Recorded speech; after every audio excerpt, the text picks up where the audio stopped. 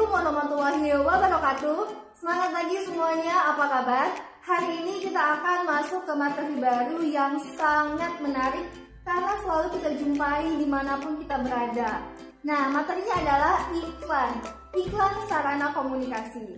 Iklan ini selalu kita jumpai. Kalau kita buka YouTube ada iklan, kita nonton TV ada iklan, bahkan kita jalan ke tempat umum, di tempat keramaian ada dipasang iklan. Jadi iklan ini ada di mana-mana. Maka dari itu ini adalah materi yang sangat menarik.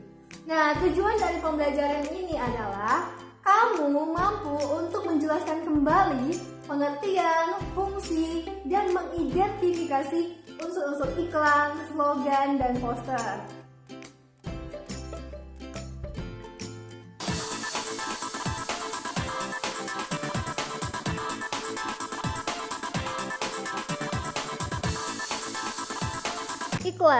Iklan adalah pemberitahuan kepada khalayak mengenai suatu barang dan jasa.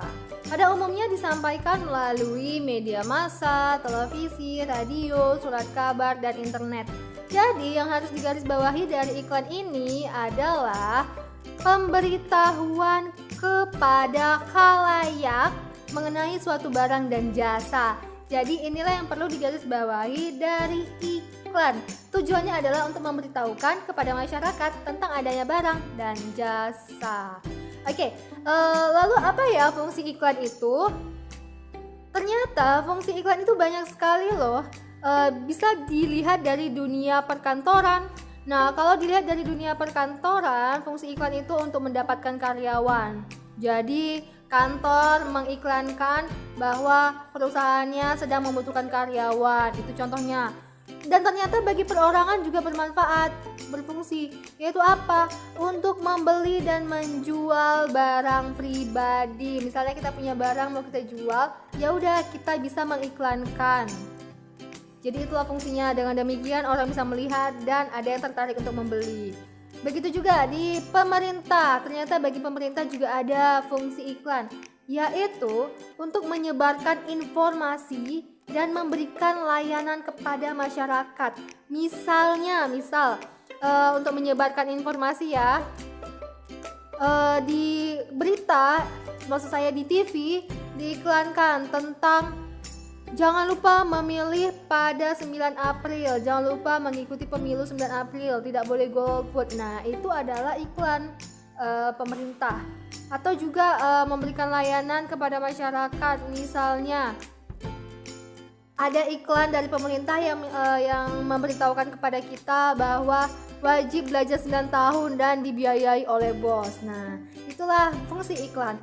Nah, selain itu, fungsi iklan juga berfungsi bagi perusahaan bisnis komersial. Jadi ini sebenarnya sama aja dengan perorangan, tapi perorangan lingkupannya kecil, sedangkan komersial lingkupannya besar. Jadi untuk menjual barang dan jasa juga. Itulah fungsi iklan. Dengan mengiklankan, maka masyarakat menjadi tahu bahwa ada barang atau jasa yang sedang ditawarkan. Oke, untuk lebih jelasnya kita langsung saja ke contohnya. Perhatikanlah contoh iklan berikut.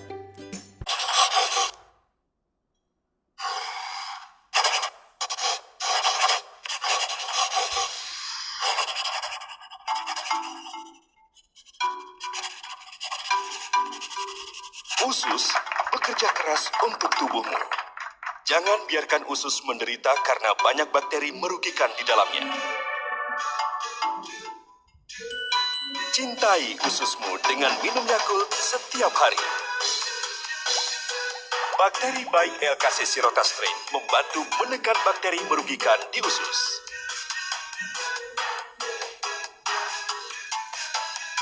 Cintai ususmu, minum Yakult tiap hari. Nah, kamu sudah melihat contoh iklannya tadi. Dan kamu perhatikan, apakah kamu perhatikan bahwa ada kata-kata pada iklan yang kamu saksikan. Nah, kata-katanya itu disebut dengan slogan. Nah, slogan ini sama ya istilahnya dengan moto dan semboyan. Jadi ini dia bersinonim, slogan, moto, dan semboyan. Apa itu slogan?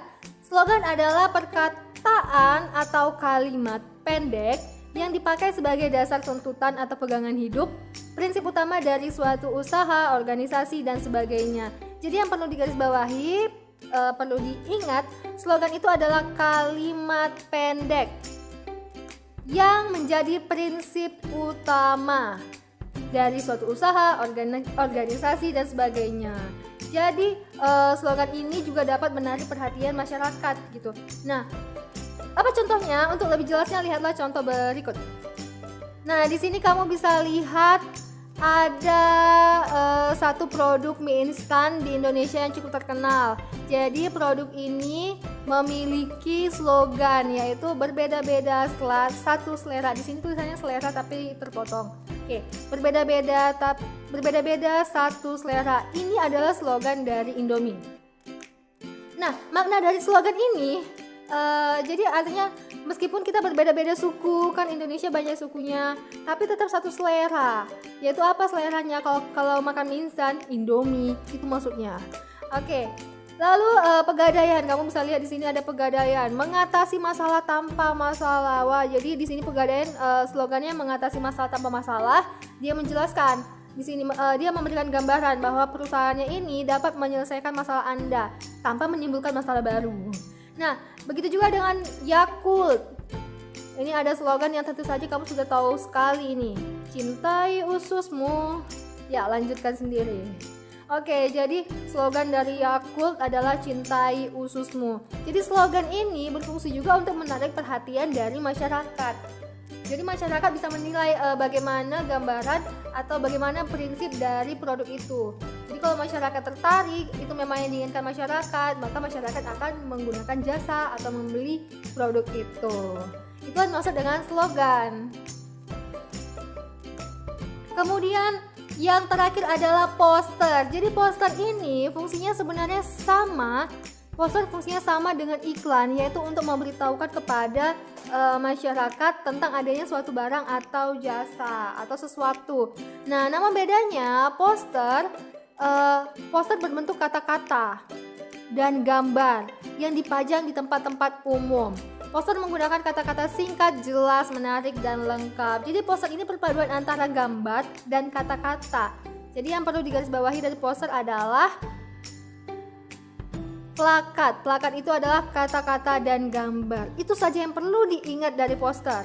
Plakat, yaitu kata-kata dan gambar. Itulah poster. Nah, untuk lebih jelasnya kamu lihat contoh berikut. Ini adalah contoh poster jasa, yaitu jasa antar barang agen pos. Ini juga poster jasa, kita bisa melihat ada perpaduan kata dan gambar. Nah, kalau yang ini adalah poster film yang akan tayang yang sering kita lihat di bioskop. Dan selanjutnya adalah poster makanan, promosi makanan, dan ini adalah contoh poster layanan masyarakat yang dikeluarkan oleh pemerintah, yaitu ini dari Kementerian Komunikasi dan Informatika. Ya, unsur-unsur iklan, slogan, poster. Jadi kita melihat unsur-unsurnya dilihat dari segi gambar, kata-kata, gerak, dan suara. Yang pertama iklan. Apakah iklan ada gambar? Tentu saja ada gambar. Dan ada juga kata-kata. Ada juga kata-kata seperti yang kamu lihat tadi. Lalu ada juga gerak dan juga ada suara. Maka iklan memenuhi 4 aspek yang telah ditentukan di tabel ini. Nah, kemudian kita lihat dari slogan. Apakah ada gambar? Slogan tidak ada gambar. Apakah ada kata-kata? Slogan tentu saja berbentuk kata-kata. Apakah ada gerak? Tidak ada gerak. Dan suara? Ada, karena slogan bisa disampaikan melalui radio. Itulah makanya slogan dapat memenuhi unsur suara karena dapat disampaikan melalui radio, yaitu dalam bentuk audio atau suara. Oke, yang terakhir adalah poster. Apakah poster ada gambar? Tentu saja ada. Apakah poster ada kata-kata? Ada juga. Apakah poster ada gerak? Tentu saja poster tidak bisa terdapat gerak karena itu berupa cetakan. Misalnya di kertas seperti itu. Jadi tidak ada gerak.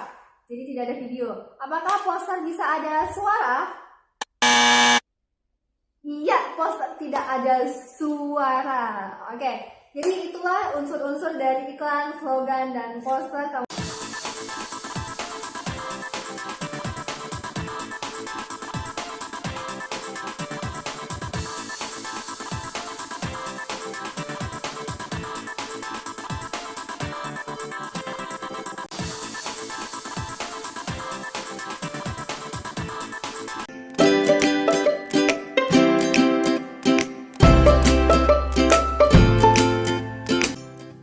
Pembelajaran hari ini semoga bermanfaat bagi kamu, bagi kita semua.